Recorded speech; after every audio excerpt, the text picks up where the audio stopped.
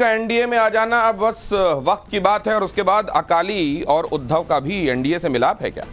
ये बातें बड़ी तेजी से अब सरगर्म हो रही हैं। नीतीश की एनडीए में सो कॉल्ड घर वापसी के बाद कुछ और मिलाप होने वाले हैं। उद्धव और अकाली भी वापस मोदी कैंप में आ जाएंगे। ऐसा इसलिए कहा जा रहा है क्योंकि ये दोनों पहले एनडीए के पार्ट रहे हैं। खासकर उद्धव को लेकर अंदर ही अंदर सियासी अटकलों का बाजार गर्म है। राम मंदिर में रामलला के विराजने के बाद सियासी हालात बहुत तेजी से बदल रहे हैं। खबर है कि नेता राम लहर को भांपने में लगे हुए हैं। आश्चर्य नहीं है कि आने वाले दिन में नीतीश के पीछे पीछे कुछ और दल मोदी कैंप में जाते दिखाई।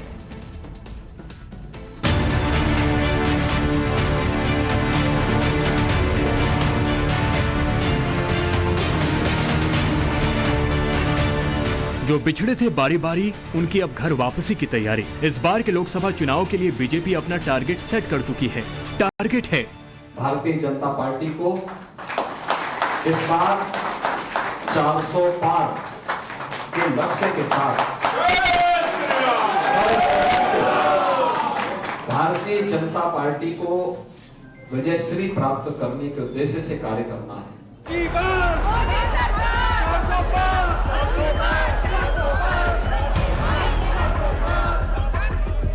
जी हाँ जी, ना आत्मविश्वास की कमी, ना आधार की कमी थी तो सिर्फ कैलकुलेशन की। रामलला विराजमान के आते ही इस कैलकुलेशन पर इतनी तेजी से काम होगा, ये मोदी विरोधियों ने भी नहीं सोचा था। लेकिन विपक्ष के खेमे में सियासी भूकंप जैसी हालात दिख रहे हैं। इंडी की जमीन खिसक गई, दो मजबूत पाए एक झटके में टूट गए।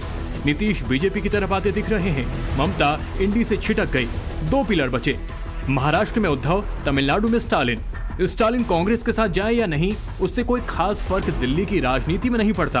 बचे उद्धव, वो क्या करेंगे? इस पर सवाल जरूर है, क्या उद्धव की भी घर वापसी होने वाली है? उद्धव क्या नीतीश की राह पर चल निकलेंगे? उद्धव बीजेपी के साथ न जाएं, इंडी से साइड हो जाएंगे। अब ये समझिए कि असली कहानी शुरू कहां से हुई। दरअसल अयोध्या में रामलला की प्राण प्रतिष्ठा में बाला साहब का जयकारा लगा, लेकिन राम लहर में, राम मंदिर के जयकारे में उद्धव लोगों के दिलो दिमाग में नहीं दिखे, क्योंकि एकनाथ शिंदे वाली शिवसेना ने बाला साहब का जयकारा और छत्रपति शिवाजी महाराज की हिंदुत्व वाली छवि को खूब भुनाया। अब सवाल यह है कि महाराष्ट्र में अगर उद्धव के हिंदुत्व वाले वोटर्स को बीजेपी शिंदे वाला गुट अपने पाले में खड़ा कर लेता है तो उद्धव क्या करेंगे? उद्धव के लिए धर्म संकट और भी है। वो क्या है, उसे ग्राफिक्स के जरिए समझिए। 2019 में शिवसेना 23 सीटों पर चुनाव लड़ी। 2019 में शिवसेना 18 सीटों पर चुनाव जीती। उद्धव प्लस मोदी साथ थे तो स्ट्राइक रेट 78%।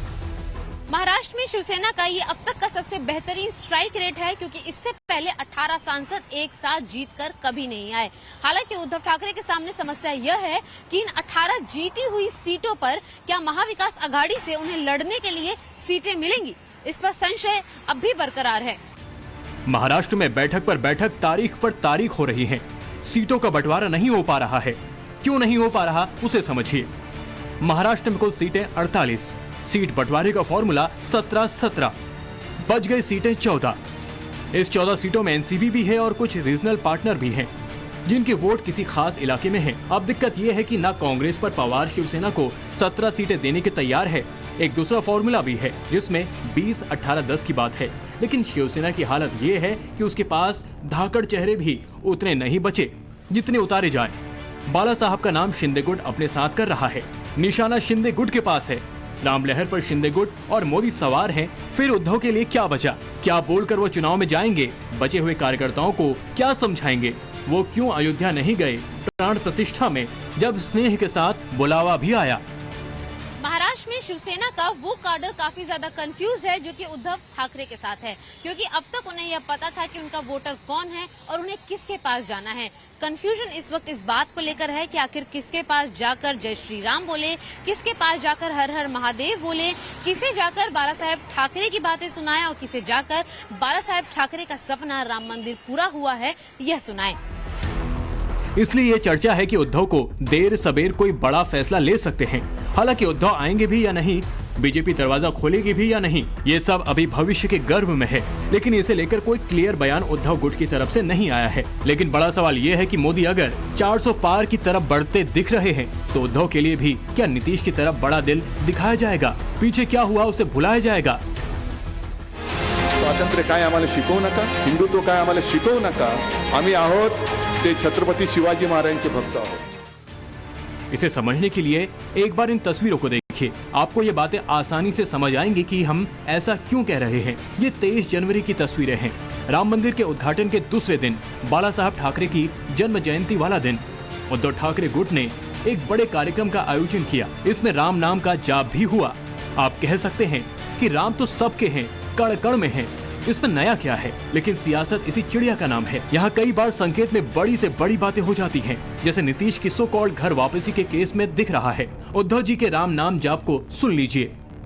मैं तुम्ही रामाच्या नावावरती मतं मागणार, तुम्ही हनुमानाच्या नावावरती मतं मागणार आणि मतं मागितल्यानंतर देशाला काय देणार? घंटा? आता ही राम भरोसे बस झालं, आता टाम भरोसे मतं मागा। इसी प्रदर्शनी में उद्धव बाला साहब ठाकरे के राम मंदिर में योगदान को दिखाते बताते नहीं आगा रहे। यही टोन बाला साहब को लेकर बीजेपी का भी है। बस फर्क है दोनों अभी तक दो डाल पर बैठे हैं। प्रधानमंत्री मोदी भी बाला साहब को नहीं भूलते, सिर्फ याद नहीं करते, अच्छे से याद करते हैं। बाला साहब ठाकरे को उनकी जयंती पर याद कर रहा हूँ। वह एक विशाल शख्सियत थे जिनका महाराष्ट्र के राजनीतिक और सांस्कृतिक परिदृश्य पर अद्वितीय प्रभाव है। अपने नेतृत्व, अपने आदर्शों के प्रति अडिग समर्पण और गरीबों पर, दलितों के लिए बोलने की प्रतिबद्धता के कारण वो अनगिनत लोगों के दिलों में वह बसते हैं। अब सवाल यह है कि अगर नीतीश की तरह उद्धव का मिलाप होता है तो क्या होगा? इसमें उद्धव गुट का बड़ा फायदा दिख रहा है। उन्हें पार्टी, काडर, सम्मान सब वापस मिल सकता है। हाँ, सीट का पेच यहाँ भी फंसेगा, क्योंकि इस बार अजीत पवार पहले से बैठे हैं। सीट को लेकर आगे पीछे वाला खेल चल रहा है। हालांकि अभी उद्धव गुट खुद को पूरी तरह इंडी गठबंधन के साथ दिखा रहा है। नीतीश कुमार पर संजय राउत का बयान सुन लीजिए, फिर आपको आगे की कहानी बताते हैं।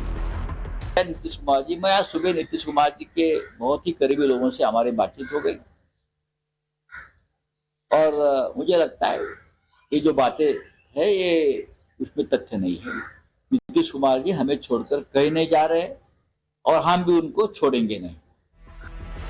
फिलहाल उद्धव गुट के बड़े नेता संजय राउत नीतीश को इंडी गठबंधन में रोकने की बात कर रहे हैं, मगर नीतीश की राजनीति को समझना आसान नहीं है। कुछ दिनों पहले तक जो नीतीश कुमार बीजेपी पर हमलावर थे, अब उनके तेवर बदल गए हैं।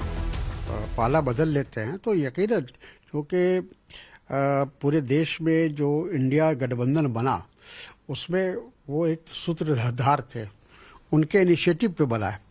और अगर वही इस गठबंधन को छोड़ के चले जाएंगे तो उसका बुरा असर तो पड़ेगा ही, इससे इनकार नहीं किया जा सकता।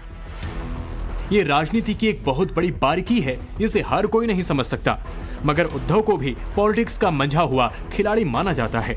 तो ऐसे में अगर वो घर वापसी की सोचते हैं और दोबारा एनडीए का हिस्सा बनते हैं तो इसमें उनका काफी फायदा है, क्योंकि जितना नुकसान होना था वो एनडीए से अलग होकर उन्होंने करवा लिया। Bureau report, times now, Navbharat.